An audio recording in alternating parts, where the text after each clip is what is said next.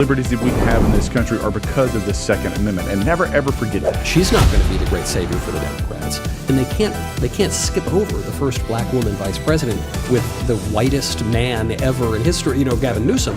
It's time that we, the people, take this country back.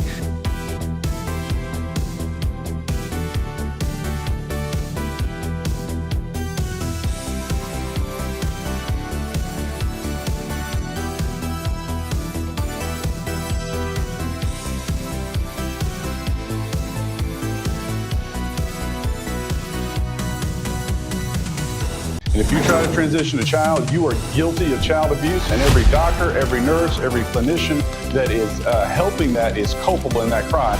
This thing is so full of pork that even Scrooge and the Grinch are happy about it. There wouldn't be a First Amendment without the Second Amendment. Your right to freedom of speech, your freedom of religion, the freedom and liberties that we have in this country are because of the Second Amendment, and never ever forget that. She's not going to be the great savior for the Democrats, and they can't skip over the first black woman vice president with the whitest man ever in history. We, the people, take this country back.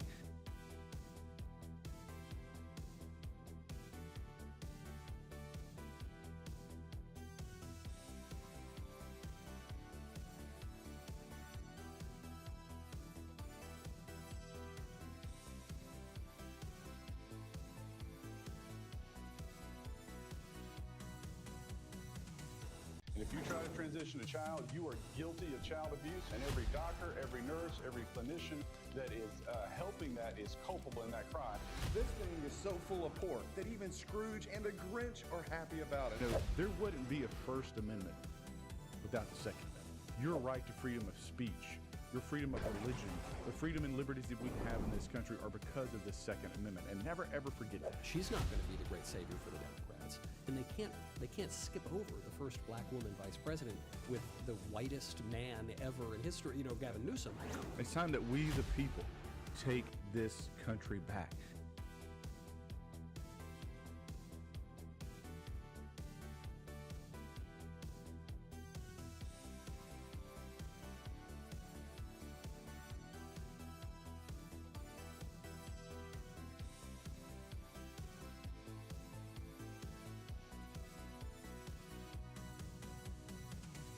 And if you try to transition a child, you are guilty of child abuse, and every doctor, every nurse, every clinician that is helping that is culpable in that crime. This thing is so full of pork that even Scrooge and the Grinch are happy about it. There wouldn't be a First Amendment without the Second Amendment. Your right to freedom of speech, your freedom of religion.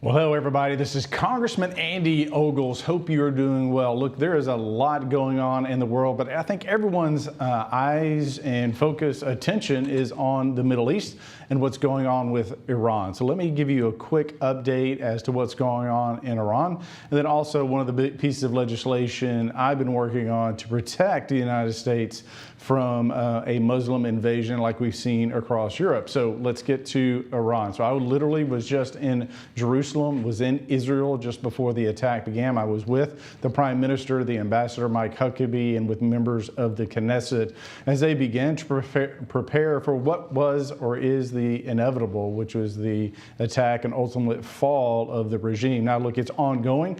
Literally just a press conference began with Pete Hegseth just a few moments ago, our Secretary of War, kind of reaffirming our commitment and our capabilities are intact. A lot of misinformation coming out from the Iranian regime and its proxies, or those actors that act on behalf of Iran. Look, what you have to understand and know is that Iran is the #1 exporter and funder of terrorism around the world. So when you think about October 7th, when you think of some of the terrorist attacks around the world, it all traces back to Iran.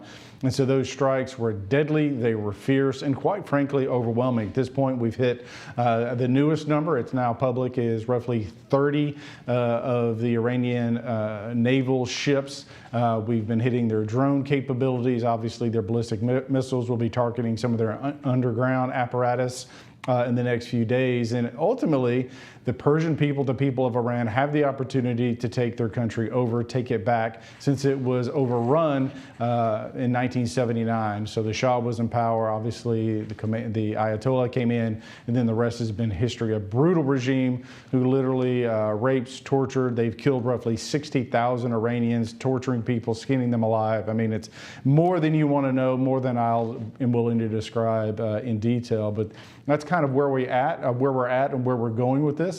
You'll see, I think, some European leaders that are weak and, quite frankly, losers will ultimately capitulate to leftist Muslim pressure, quite frankly. But the United States, we're resolved in protecting Americans. So why should we care? And I think that's an important and it's a valid question, is why should we care? Again, let's get back to the fact that the Middle East is the hotbed of terrorism.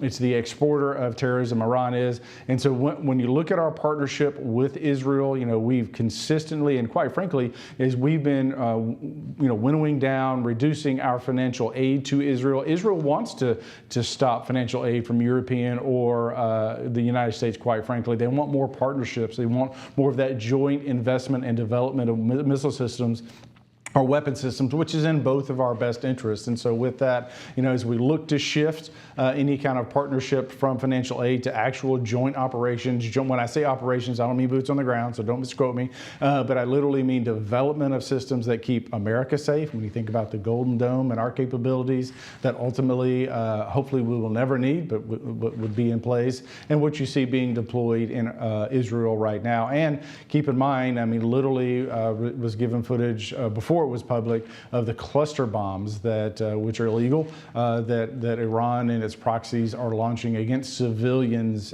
in Jerusalem and across Israel. So it's a very tense situation. I'm in constant communication with the embassy, making sure that any Americans are there, any Tennesseans are there, that we can facilitate their way out of the country and finding them safe passage into Jordan or some of the other countries. But obviously it's an ongoing development, and I'm here. And if you know of anybody, constituent, Tennesseans, et cetera, that need help, please reach out to the office. Now, let's shift gears.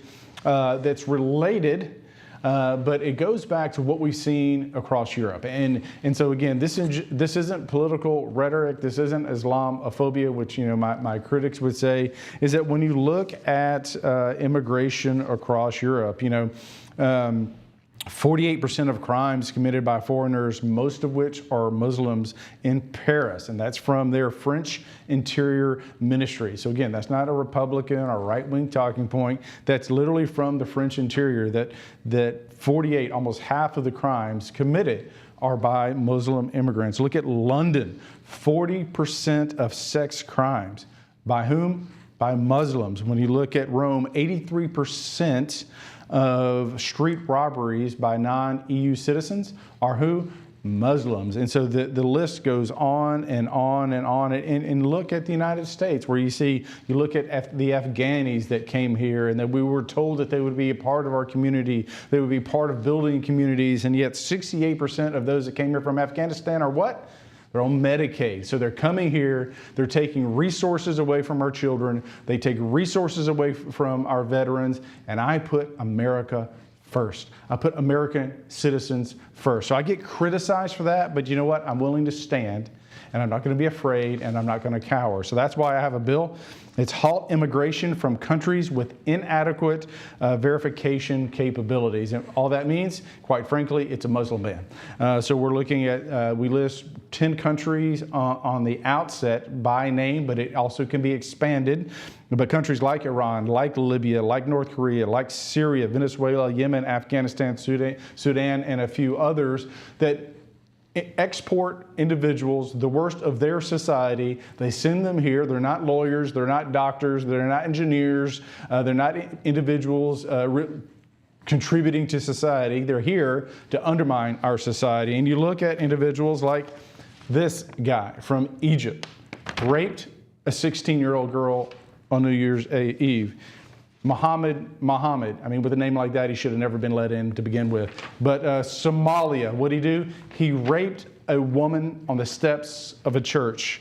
And again, this nugget, this jewel from Senegal, again, mass murderer, should have never been in this country to begin with. So my bill bans immigrants and immigration from those countries, and it should be the first step in a multi-step process for us to define who gets to come here. This is our country. We get to decide who comes in. We get to decide who leaves. This is our country, and I want my country back. This is Congressman Andy Ogles. God bless you. Pray for our troops. Pray for the men and women on the front lines. And for all of those serving, we love you and God bless you. If you try to transition a child, you are guilty of child abuse.